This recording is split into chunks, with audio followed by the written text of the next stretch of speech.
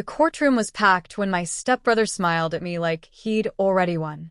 He had the city's most feared attorneys standing beside him, and everyone expected me, the uneducated military woman, to lose everything my late father had left behind.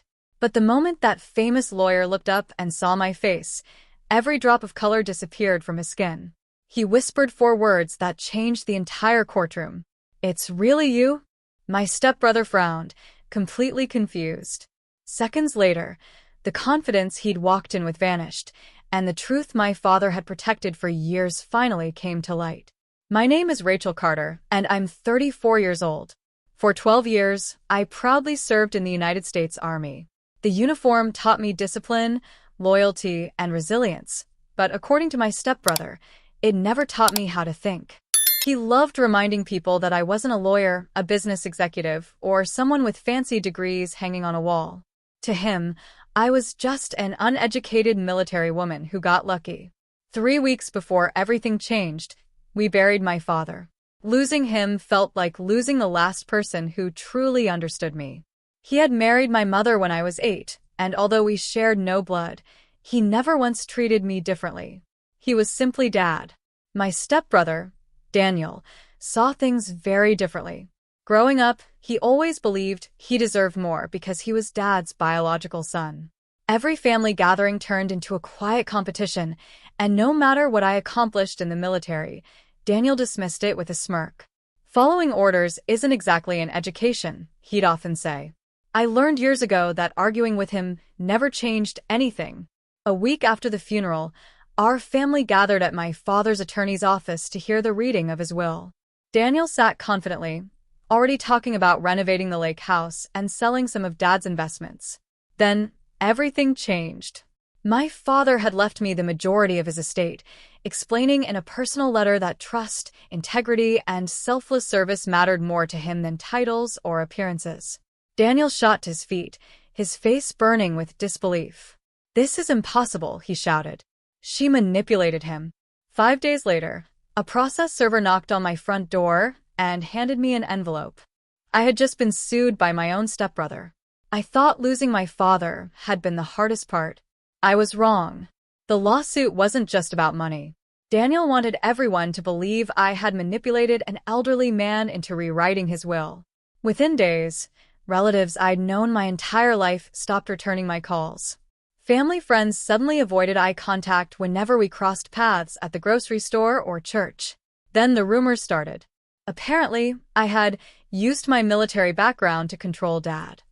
Someone even claimed I'd isolated him from the family. None of it was true, but lies travel much faster than facts. Daniel made sure of that. He never mentioned my years of service or the countless weekends I spent helping Dad after his heart surgery. Instead, he repeated the same line over and over. Rachel fooled him. She's never been smart enough to earn any of this. The words hurt less than the people who believed them. I refused to defend myself online or argue with relatives. My father had always told me that character reveals itself under pressure.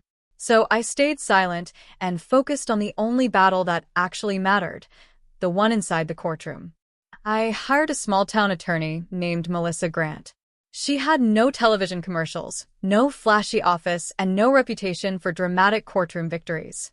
She simply listened, reviewed every document, and quietly said, "If your father's wishes were genuine, the truth is already on your side." 2 days later, Melissa called with news that made even her pause. Daniel had hired Victor Hayes. Victor Hayes, the city's most successful inheritance lawyer, the man who almost never lost a case. People began telling me I should settle before court. Then the morning of the hearing finally arrived, and I had no idea my biggest surprise wouldn't come from my stepbrother. It would come from his own attorney. The courthouse was already crowded when Melissa and I walked through the front doors. Conversations echoed through the marble hallway, but they seemed to fade into the background as I spotted Daniel standing outside courtroom 4. He looked confident. Actually, confident wasn't the right word. He looked victorious. The expensive tailored suit, the smug grin, the way he laughed with relatives who had ignored me for weeks, it was as if the verdict had already been written. Then I saw the man standing beside him. Victor Hayes. His reputation filled the room before he ever spoke. Attorneys respected him. Opposing clients feared him. He carried himself with the quiet confidence of someone who rarely heard the word no. Daniel noticed me first. "There she is," he said loudly enough for everyone nearby to hear. "Ready to give back what never belonged to you." I didn't answer. Melissa gently touched my arm. "Don't react," she whispered. "Let the facts do the talking." A bailiff opened the courtroom doors. Everyone filed inside. The judge hadn't entered yet, so conversations continued in hushed voices while attorneys organized their files. Victor Hayes remained focused on a stack of legal documents in front of him. Then, almost absent-mindedly, he looked up. His eyes met mine. Everything changed. The color drained from his face. His hands froze over the papers. For several long seconds, he simply stared at me as though he'd seen a ghost. Then, in a voice barely above a whisper, he said, "It's really you?" The courtroom fell strangely quiet. Even Daniel noticed something was wrong. He frowned and looked from me to his attorney. "Victor," he asked with a nervous laugh, "do you two know each other?" Victor never answered him. He was still staring at me.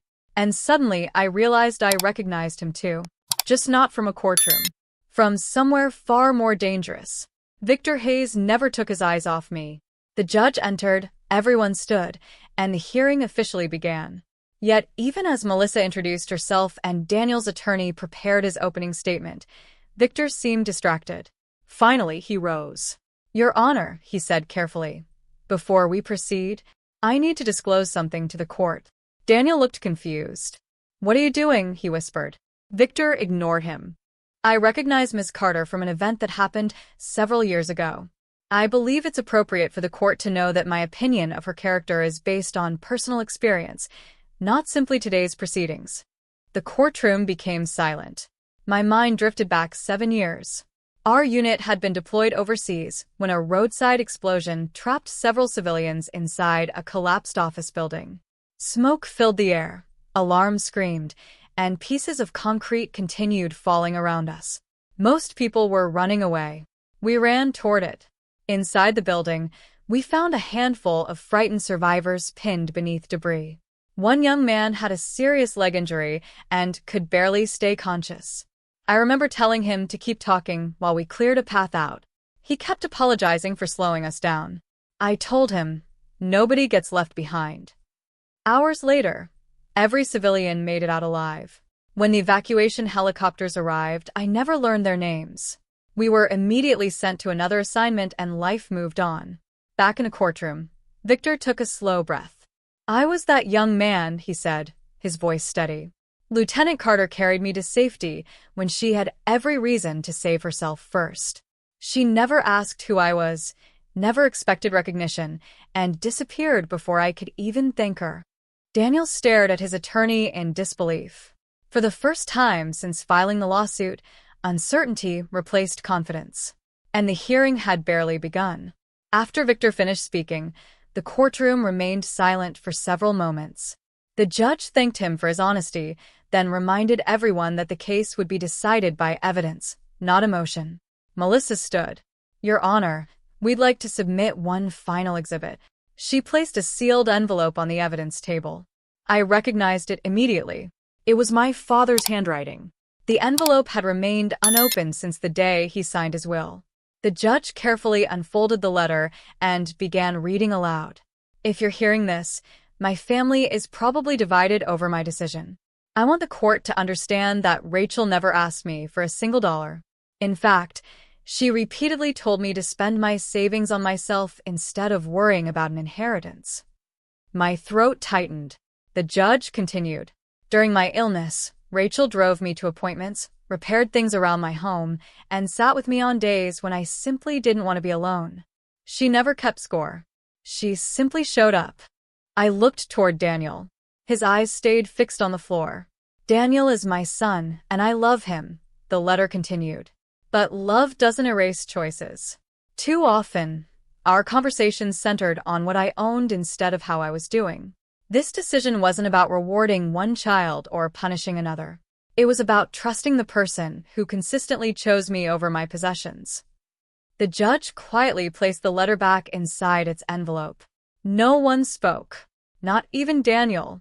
For the first time since this nightmare began, I realized the courtroom wasn't questioning my integrity anymore. It was questioning his. The judge adjusted his glasses and looked across the courtroom before delivering his decision. After reviewing the evidence, the testimony, and the documents submitted, this court finds no indication that Ms. Rachel Carter exerted improper influence over the deceased. Daniel's shoulders slowly sank. The will was properly executed. The judge continued. The plaintiff has failed to present credible evidence supporting his claims. Therefore, this lawsuit is dismissed. The gavel struck once. It wasn't loud, but to me, it sounded like the weight of several exhausting weeks finally lifting from my shoulders. Around the courtroom, whispers began spreading. Daniel remained frozen in his chair. Victor quietly gathered his files before walking toward me. I accepted this case because I believed there was a legitimate dispute, he said. Had I known who you were sooner, I still would have honored my professional responsibility, but I would have urged my client to reconsider. Then he offered a small, respectful smile. People often mistake quiet service for weakness. Today reminded everyone that integrity has a way of revealing itself. I thanked him with a nod. Across the room, Daniel looked at me for the first time without anger. Only regret. By the time we walked out of that courtroom, the inheritance mattered far less than something money could never buy. The truth had finally spoken for itself. Outside the courthouse, the afternoon sun felt warmer than it had in weeks. As I walked down the steps, I heard someone call my name. It was Victor. He caught up to me and extended his hand. I've wanted to thank you for 7 years, he said. Today finally gave me that chance. I smiled and shook his hand. My father always believed that doing the right thing eventually comes back around, I replied. A month later, I honored Dad's memory by creating a small foundation that helped veterans and military families facing financial hardship. It wasn't about proving anyone wrong. It was about continuing the values he had spent a lifetime teaching me. Daniel never apologized with words. But one afternoon, a handwritten card arrived. It simply read, "I understand now." Sometimes justice isn't about defeating someone. It's about allowing the truth to stand where lies once did. Because in the end, my father never measured success by titles or wealth. He measured it by character.